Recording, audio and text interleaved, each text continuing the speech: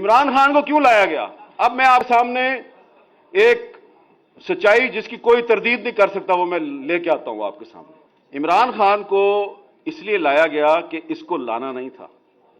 यह बात दुरुस्त है कि जनरल पाशा साहब जो है उन्होंने 2011 से काम शुरू किया था, लेकिन 2018 में इमरान खान को नहीं लाना था। 2018 के इलेक्शन से कुछ हफ्ते पहले एक मीटिंग थी। उस मीटिंग में थे जनरल कमर जवेद बाजवा साहब, उस वक्त के DGISI जनरल नवीद मुख्तार साहब और उस वक्त के DGC जनरल फैज साहब। और उस मीटिंग में बुलाया गया पता किसको? शहबाज शरीफ साहब को। और शहबाज शरीफ साहब को बुला के ये कहा गया जी, पूछा गया ये बताएं जी कि अगर आप मुल्क के वजीर आज़म बन जाएं तो आपकी कैबिनेट में कौन कौन होगा? उन्होंने कहा जी कैबिनेट में वही होगा जिसके बारे में पार्टी जो है वो फैसला करेगी और जिसके बारे में नवाज शरीफ साहब बताएंगे। उन्होंने कहा अच्छा आपका जो वजीर खजाना और वजीर खारजा वो कौन होगा? उन्होंने कहा जी पार्टी फैसला करेगी और नवाज शरीफ साहब बताएंगे। उन्होंने कहा अच्छा ये बताएं कि अगर हम आपको ये कहें कि आपने हर काम नवाज शरीफ से पूछ के नहीं करना तो ये कैसा रहेगा? तो उन्होंने बड़े तरीके से कहा जी कि देखिए मैं तो, मेरी बड़ी एक ओपन पोजीशन है, मैं तो इस्टेब्लिशमेंट से लड़ाई का हामी नहीं हूं और ये मैं कुछ छुपा के तो बात करता नहीं, लेकिन देखिए मेरी पार्टी के लीडर नवाज शरीफ साहब हैं तो आखिरी फैसला तो वही करेंगे और पार्टी करेगी। आप मुझसे ये तवक्को ना करें कि मैं नवाज शरीफ साहब जो है उनके खिलाफ जाऊंगा। जनाब वो बड़ी लंबी मीटिंग थी और मीटिंग का अख्ताम जो है वो ये हुआ कि शहबाज शरीफ साहब ने उनको कह दिया जी कि अगर आप ये समझते हैं कि आप मुझे वजीर आज़म बनाएंगे और वजीर आज़म बनने के लिए मैं अपने भाई का साथ छोड़ दूंगा तो ये मैं आपके साथ झूठ नहीं बोलूंगा, मैंने ऐसा नहीं करना। तो साद रफीक साहब मैंने आपको 3 नाम बता दिए, कमर जवेद बाजवा साहब, नवीद मुख्तार साहब, जनरल फैज साहब। अब ये 3 तो पता नहीं आपको मिलेंगे नहीं मिलेंगे, आप इनसे पूछेंगे नहीं पूछेंगे। शहबाज शरीफ साहब तो आपको रोज ही मिलते हैं ना, उन्होंने पूछ लेना।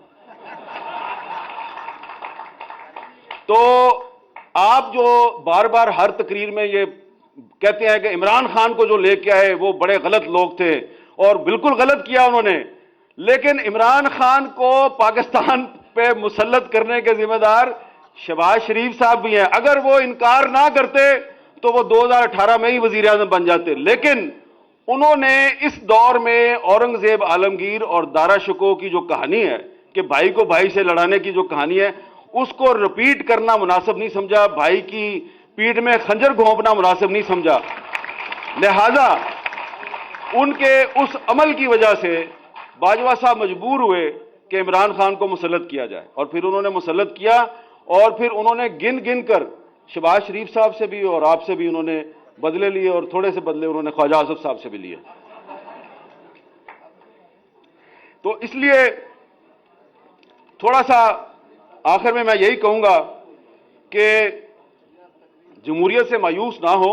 आपने कहा कि आप जमहूरियत से मायूस हैं, सरदार याद सादिक साहब ने भी कहा मैं जमहूरियत से काफी मायूस हूं। आप जमहूरियत से मायूस ना हो इसलिए कि जमहूरियत तो आई नहीं, पहले आप जमहूरियत पार्टी में लाएं, फिर जमहूरियत असेंबली में आएगी, फिर मायूस हो।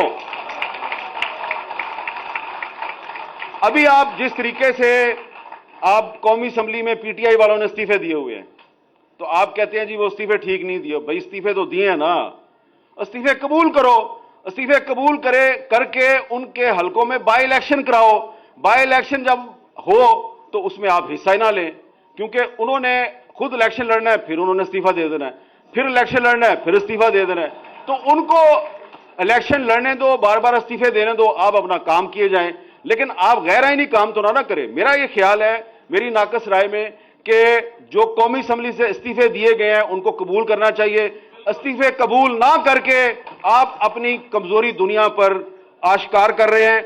और परवेज लाई पंजाब का चीफ मिनिस्टर है, आपको अच्छा लगे या बुरा लगे, गवर्नर साहब जो है उनको ये राइट नहीं है कि एक इलेक्टेड चीफ मिनिस्टर जो है उसको आप डी नोटिफाई करें।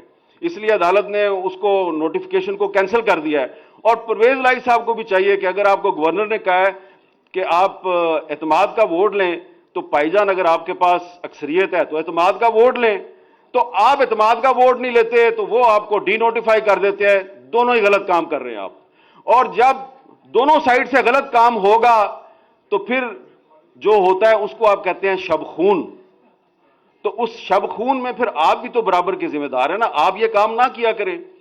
आप पार्टी में जमहूरियत लाएं, सही लोगों को असेंबलियों में लेके आए, तो ये काम नहीं होगा। फिर लोटों के पीछे फिरते हैं आप और लोटों को सीट दे देते हैं आप अपनी, और अपनी पार्टी के लॉयल कारकुनों को कहते हैं कि इन लोटों को वोट दो, लोटों को जिताओ, क्योंकि उन्होंने आपकी चीफ मिनिस्ट्री और प्राइम मिनिस्टरशिप को कायम रखना होता है। तो जब आप पॉलिटिकल वर्कर को लोटागिरी के ईंधन के तौर पर इस्तेमाल करेंगे तो जमहूरियत मजबूत नहीं होगी, जमहूरियत कमजोर होगी। इसलिए ख्वाजा मोहम्मद रफीक साहब के नाम पर इस सेमिनार में आज आप ये अज़्म करें कि आप इमरान खान के बारे में सच जरूर बोलें, थोड़ा सा सच अपने बारे में भी बोलें, और थोड़ी सी खामियां अपनी भी जो है उनका भी जायजा लें, अपनी खामियां दूर करें, तो जो दूसरों की खामियां हैं वो आपकी ताकत बन जाएगी। बहुत बहुत शुक्रिया।